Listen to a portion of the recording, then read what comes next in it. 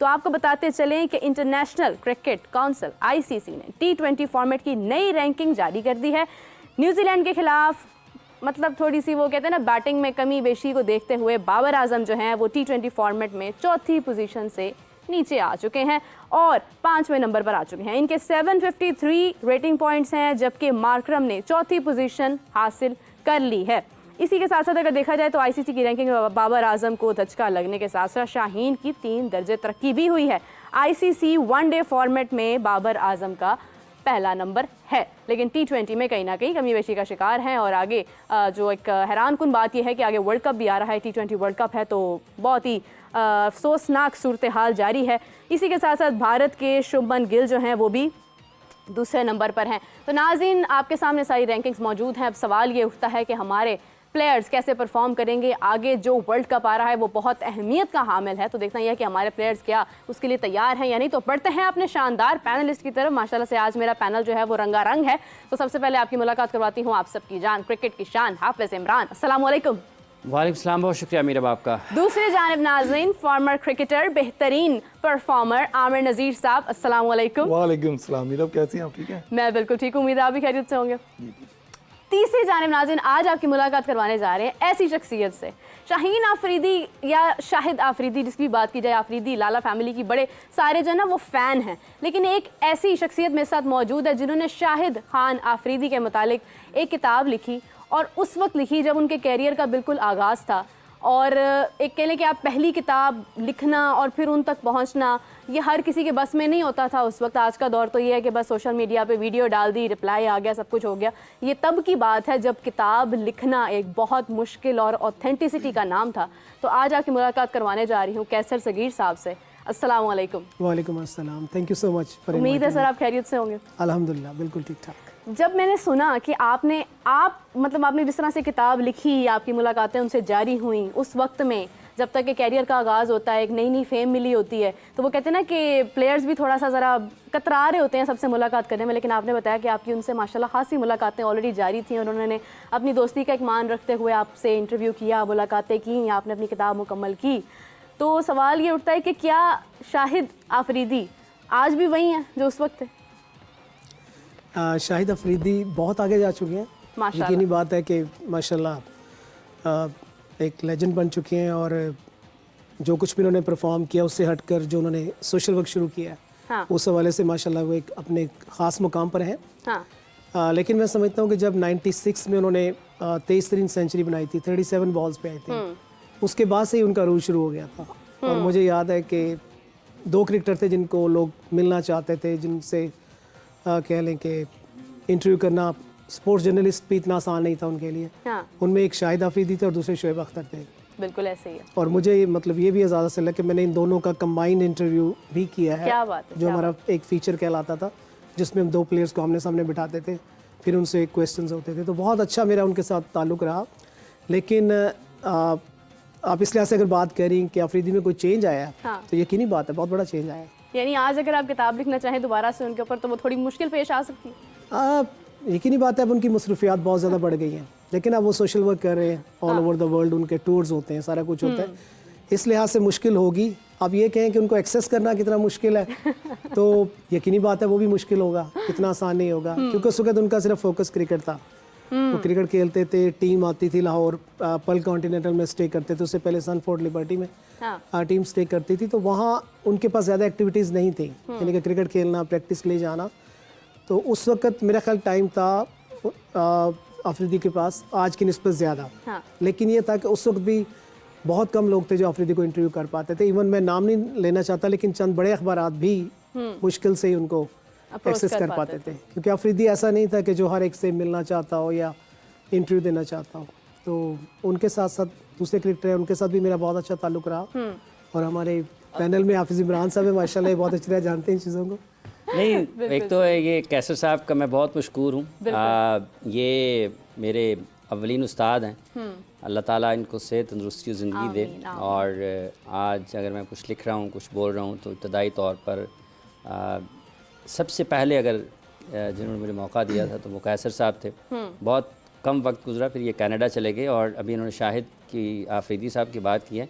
एक अब्दुल रज़ाक का भी इंटरव्यू हुआ था किसी अदाकारा के साथ, आपने वो भी वो ज़रा कहानी सुनाए ना कैसे खतरनाक इंटरव्यूज करते रहे हैं।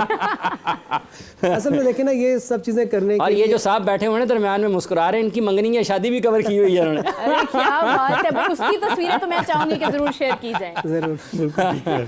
तो इसमें आपसे ने बात की, मेरा ख्याल मैं पहले स्टार्ट थोड़ा सा इनसे लूँ।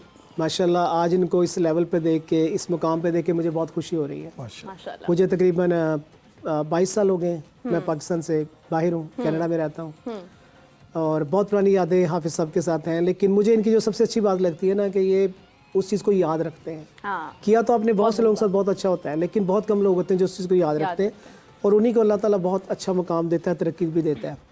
वो बल्कि यहाँ पे मैं एक वो थोड़ा सा कह लें लाइट से अंदाज में एक चीज़ शेयर करता हूँ। तो वो एक ये कह लें तालीमी सेशन ख़त्म हुआ तो टीचर ने तमाम स्टूडेंट से मतलब वो बातचीत कर रहे थे, तो एक स्टूडेंट ने उनसे कहा कि सर बताएं मैं आपके लिए क्या कर सकता हूँ। तो टीचर ने कहा कि यार आप सिर्फ इतना करना, किसी को ये ना बताना कि मैं आपका टीचर था। तो मतलब ये कि वो टीचर स्टूडेंट्स बहुत उनको तंग करते थे या उसमें तो टीचर ने कहा किसी को ये ना बताना। लेकिन मैं आप सब के मुतालिक मैं कहता हूँ कि मैं चाहता हूँ कि ये बताएं कि मैंने मेरा कुछ ताल्लुक रहा उसमें ना। तो ये इनकी ग्रेटनेस है। एक तो पहली ये बात है और दूसरी बात ये है कि देखें जो क्रिकेटर है ना हमारे जितने भी शाहिद अफरीदी हैं जो भी हैं, इन्होंने अब्दुल रज़ाक की बात की, बल्कि वो आजकल तो सिलेक्शन कमेटी में भी है मेरा ख्याल अब्दुल रज़ाक। बिल्कुल और आपकी दुआओं से मैंने अपने चैनल के लिए उनका इंटरव्यू भी किया हुआ है, मतलब उनसे रब्ता रहता है अब्दुल रज़ाक से, यूसुफ से भी, सब लोगों से। माशाल्लाह। तो उसमें ये था कि हमारा फैमिली मैगज़ीन था, उसमें हम लोग सेंटर पेज पे एक्सक्लूसिव जो कवरेज होती थी ना वो करते थे। और टाइटल तो बहुत ही एक्सक्लूसिव होता था किसी का ना। क्रिकेटर्स को बाज़ का जब हम इनके कंबाइन इंटरव्यूज़ करते थे ना, जैसे शुएब का, शाहिद का, अज़हर का, यूसुफ का इंटरव्यू मैंने कंबाइन किया, तो उसमें भी वो एक इनसेट लगता था, यानी मेन तो मॉडल होती थी और उसके साथ इनसेट होता था क्रिकेटर्स का भी। लेकिन ये था, ये एक वो टाइटल था जिसमें अब्दुल रज़ाक का फुल टाइटल लगा था। और उसके बाद वो ये कि मैंने 2 अदाकाराएँ थी, एक थी खुशबू, मेरा ख्याल अभी भी आजकल वो यहाँ स्टेज वगैरह करती हैं, और एक और थी सोबिया। तो मैंने इनसे बात की कि आपको इनके साथ बिठाना है। क्रिकेटर्स के साथ तो आप बैठते हैं तो थोड़ा सा ये मतलब हो कि इनके साथ बैठ के गपशप हो। फिर उन्होंने आपस में जो गपशप की, मैं जैसे एक रिपोर्टर के तौर पे उसको कवर करता रहा। फिर मैंने उसको लिखा, उनकी एक्सक्लूसिव सेशन हुए, तस्वीरें बनी उनकी सारी। तो जब वो टाइटल छपा, यकीनी बात है पीसीबी एकदम से कि ये क्या हुआ ना, क्योंकि वो तो नहीं चाहते क्रिकेटर किसी और तरफ लग जाए। लेकिन जब के लगे होते हैं लगे होते हैं तो कहते हैं ना दुश्मन ना करे दोस्त ने वो काम किया। तो लेकिन उसने अब्दुल रज़ाक ने बहुत इंजॉय किया। और अब्दुल रज़ाक का मतलब बहुत कम लोग जानते होंगे कि उनका एक स्टेज वालों के साथ एक ख़ास ताल्लुक है। वो बहुत उनके क्या वजह है? अब हर एक अपने एंजॉय करते हैं ना। अच्छा। देखें ये उसके बारे में इनसे पूछें जरा, ये गैंग है पूरा, अब्दुल रज़ाक, इमरान नज़ीर, अलीम डार, मैं कप्तान जी जी, जो हमारे कप्तान जी थे ना अज़हर ज़ैदी साहब, वो इनकम टैक्स में थे जी। तो उनको पास जो इनके जो शोबा था वो इन्हीं फनकारों के साथ ही था। सही। इनके प्रोग्राम वगैरह जाके देखते थे, तो वहाँ पे जो टैक्स जो मामला था वही देखते थे। तो फिर यही होता था कि कप्तान जी, मैं, रज़ाक, इमरान नज़ीर, अलीम भाई वगैरह जो सारे थे वो जाके फ्रंट सीट पे होती थी हमारी। वहीं पहले बैक स्टेज पे मिलते थे, बाद में मिलते थे। काफी कैसर साहब के पास बड़ी बातें, मगर यहीं पे क्लोज करते आगे चलते। अच्छा, अब्दुल रज़ाक साहब को क्या फिर कोई मसला तो नहीं पेश आया आईसीसी की तरफ से? मेरा ख्याल है वार्निंग मिली थी कि आइंदा एहतियात करें, आइंदा से इंटरव्यू, क्योंकि वो कहते हैं क्रिकेट पे फोकस करें। क्रिकेट पे फोकस करें। अच्छा, शुएब अख्तर के, शुएब मलिक के मुतालिक भी आपने कहा कि वो काफ़ी तन्हाई पसंद है, लेकिन वो मुझे शुएब अख्तर के बारे में आपने कहा कि वो तन्हाई पसंद है, इसमें कितनी हकीकत है? नहीं देखिए, मैं जब ऑन ईयर कोई बात कर रहा हूँ ना तो वो आसान नहीं है, आप ऐसी बात नहीं कर सकते जो हकीकत ना। और मेरा आप सबको बहुत अच्छी तरह पता है कि यहाँ भी था तो हमेशा ट्रू जर्नलिज्म की, और वहाँ भी हूँ तो ऐसे ही काम किया है। क्योंकि तो माशाल्लाह नजर ही आ रहा है कि ट्रू जर्नलिज्म है। तो उसमें क्या होता है कि अब शुएब अख्तर का मैं भी आमिर से शेयर कर रहा था बाहर, एक बहुत से वाक़यात हैं। असल में शुएब के साथ जो कहते हैं ना कि एक उनके कमरे में बहुत वक्त गुजरा है माशाल्लाह। शुएब का ये होता था कि हम लोग जब कज़ाब स्टेडियम में मैं कवरेज के लिए जाता था, ये प्रैक्टिस के लिए जाते थे, तो बाज़ का शेब कहता था कैसे सब इकट्ठे चलें, साथ चले मेरे ना। हम लोग जो इनकी प्लेयर्स की बस होती थी उसमें बैठकर बाज़ का ये ड्राइव कर रहा था, हम आ जाते थे आप पल कॉन्टिनेंटल में। तो इसमें शेब का हमेशा से ये रहा है कि मैं समझता हूँ जो फास्टेस्ट बॉलर है ना उनमें कुछ डिफरेंट चीज़ें होती हैं जो आम बंदे में नहीं होती, यानी कि आम प्लेयर्स में नहीं होती। एग्रेसिव होते हैं बहुत ज़्यादा, चाहे वसीम अकरम को ले लें, अगर एग्रेशन नहीं है तो वो अच्छे बॉल नहीं कर सकते ना। बिल्कुल ऐसे ही है। और एग्रेशन इनको मिलता है तन्हाई से, क्योंकि जब आप अपने आप से बात करते हैं ना, इससे हमारे मैंने चूँकि मास कम्युनिकेशन मास्टर किया तो उसमें इंट्रापर्सनल एक कम्युनिकेशन होता है बिल्कुल जब आप अपने आप से बात करते हैं, तो तन्हाई में अपने आप से बातें करना अच्छा लगता है। ये शेब अख्तर हैं उस टाइप के ना। एक जिम का इनको बहुत शौक था कि बहुत मुश्किल से ये जिम को स्किप करते थे, यानी कि बहुत फिटनेस का था शौक ना। और शोएब में जो तीसरी चीज़ थी ना वो था कि यानी कि अगर ये मेरा दोस्त है तो मेरा है। अच्छा, पोजेसिवनेस भी बहुत पोजेसिव, हाँ। और मेरा चूँकि स्पोर्ट्स मतलब मैं स्पोर्ट्स रिपोर्टर था तो मेरा सबसे मिलना होता था। हाँ। लेकिन वो ये होता है कि जो प्लेयर्स आपसे ज़्यादा मिलते हैं वो समझते हैं कि ये मेरे साथ ज़्यादा ताल्लुक है। जैसे शाहिद अफरीदी है, इनसे बहुत ज़्यादा मुलाकातें होती थी हमारी पल कॉन्टिनेंटल में, सनफोर्ड लिबर्टी में भी बहुत मुलाकातें होती थी। तो शोएब अख्तर का ये था कि वो नहीं चाहता था कि मतलब एक जो बंदा वो हर एक से ताल्लुक हो, और हमारा रिपोर्टिंग में ज़रूरी है कि हमने हर एक से मिलना होता है। तो उसमें एक ऐसा वाक़या हुआ था कि एक मरतबा शोएब अख्तर मुझे कज़ाफ स्टेडियम से साथ लेकर आए। हम लोग कमरे की तरफ जा रहे थे, पल कॉन्टिनेंट की जो लिफ्ट है उसमें से हम निकले और आगे से अजहर महमूद आ रहे थे जिस वक्त हमारे बॉलिंग कोच भी हैं मेरे ख्याल। हाँ जी, हाँ जी, अब तो हेड कोच हैं जी इस वक्त, आर्जी तौर पर। तो इनके पास पजेरो होती थी एक दोनों, इनका भी बल्कि याद करिए, मैं आपको बताऊंगा छोटा सा वाक़या ना अजहर महमूद का। तो उसमें अजहर उधर से आ रहे थे और मैं, अच्छा थोड़ा सा इनसे मेरा जो इन दो प्लेयर से ज़्यादा ताल्लुक हुआ ना, मेरी वालदा का ताल्लुक इस्लामाबाद से है, तो ये दोनों भी पिंडी से हैं। ठीक है। तो वो जो ज़ुबान वहाँ बोलते हैं वो मैं भी थोड़ी बहुत बोल लेता था। तो उसमें एक था कि वो एक आप ज़्यादा कुर्बत हो जाती है किसी प्लेयर के साथ ना। तो मैं शेब के साथ आया था, शेब का था कि कैसर ने मेरे साथ वक्त गुजारना, यानी हमारा गपशप करेंगे बैठ कर, और ऐसी ऐसी शेब बातें बताता था जो शायद किसी की बहुत कम लोगों की नॉलेज में होंगी। अच्छा। इसके जो गर्ल फ्रेंड्स थी या जो भी थी, मतलब वो भी बातें हमारी होती थी। तो उसमें वो खैर मैं यहाँ जिक्र नहीं करूँगा, लेकिन कर चुके हैं। मेरा हम भी आए हुए इस वक्त मुझे लग रहा है कि भाई आए हुए।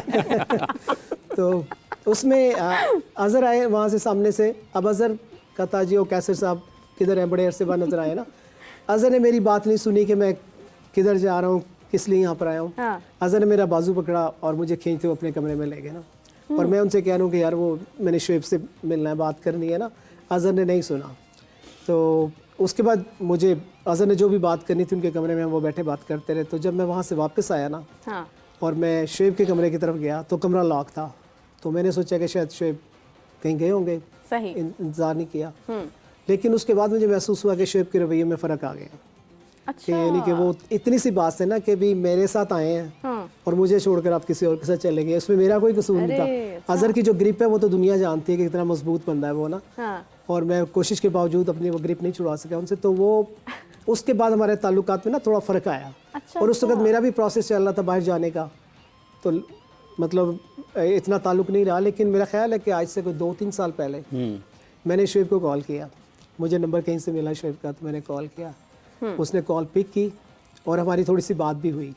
तो मैंने शोएब से पूछा कि आप क्यों नाराज़ हैं मुझसे ना, मतलब क्या बात है सुनिए ना। तो शोएब ने कहा नहीं कैसा सब कोई नाराज़गी नहीं है। लेकिन उसके बाद फिर दोबारा उन्होंने फ़ोन नहीं पिक किया। उनका नंबर मेरे पास है लेकिन वो पिक नहीं होता। अच्छा।